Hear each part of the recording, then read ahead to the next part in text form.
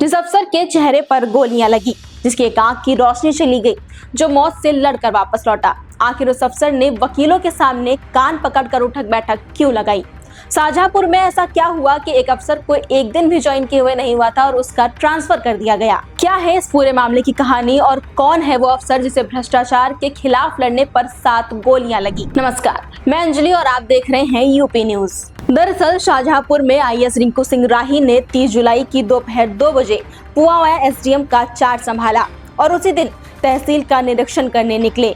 इस दौरान उन्होंने देखा कि एक वकील का मुंशी दीवार के पास खुले में टॉयलेट कर रहा है। राही ने टोका तो जवाब मिला, शौचालय गंदे हैं, नहीं जाऊंगा। रिंकू राही को ये बात बर्दाश्त नहीं हुई और उन्होंने मौके पर ही मुंशी से कान पकड़कर उठक बैठक करवा दी। इसी बीच तहसील परिसर में वकील प्रदर्शन कर रहे थे और जब उन्हें इस बात का पता चला तो उन्होंने रिंकू सिंह राही को बुलाया और सवाल किया कि गलती है तो क्या ये तरीका सही है?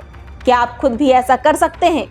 इस पर रिंकू राही ने जवाब दिया कि गलती अगर मेरी हो तो हाँ, मैं भी कर सकता हूँ। और उन्होंने वहीं सबके सामने बिना झिझक खुद कान पकड़कर 5 बार उठक बैठक लगाई। वकीलों ने रोकने की कोशिश की लेकिन राही नहीं रुके।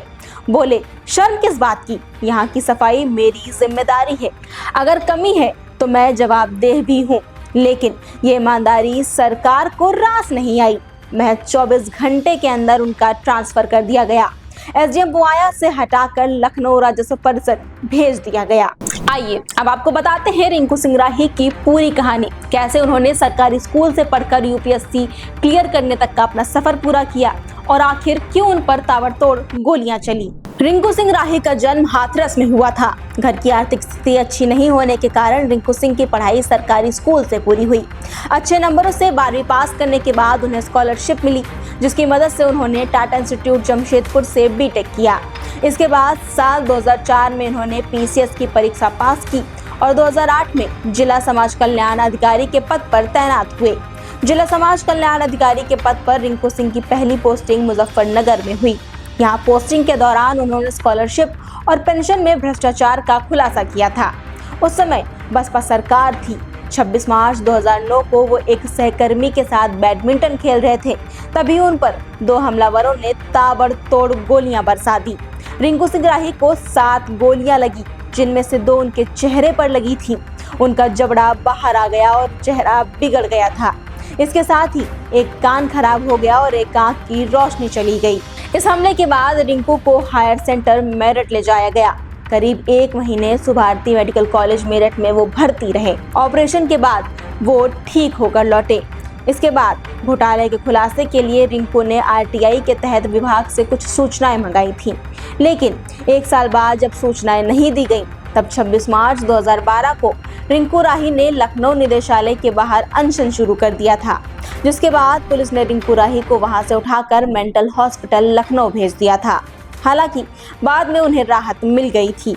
आईएएस अफसर रिंकू सिंह राही ने दिव्यांग कोटे से यूपीएससी परीक्षा पास की थी। 2021 में 683वीं रैंक से उन्होंने परीक्षा पास की थी। वह 2022 बैच के यूपी कैडर के आईएएस अधिकारी हैं। उत्तर प्रदेश सरकार की ओर से चलाई जा रही विभिन्न कोचिंगों के 24 अभ्यर्थी सफल हुए थे, जिसमें रिंकू सिंह राही भी शामिल थे। आईएएस रिंकू सिंह राही अब पुआया एसडीएम नहीं है। महज 24 घंटे में उनका तबादला कर दिया गया, लेकिन उनके उठाए सवाल अभी भी वही हैं। क्या एक अफसर की जवाबदेही निभाना अब विवाद बन चुका है? क्या खुद को भी उसी कसौटी पर रखना जिस पर दूसरों को रखा जाता है सजा बन गया है? ये वही अफसर हैं जिन्होंने स्कॉलरशिप घोटाले का पर्दाफाश किया, जिसकी कीमत उन्हें गोलियों से चुकानी पड़ी, जिनकी एक आंख गई, चेहरा बिगड़ गया, लेकिन सोच नहीं बदली।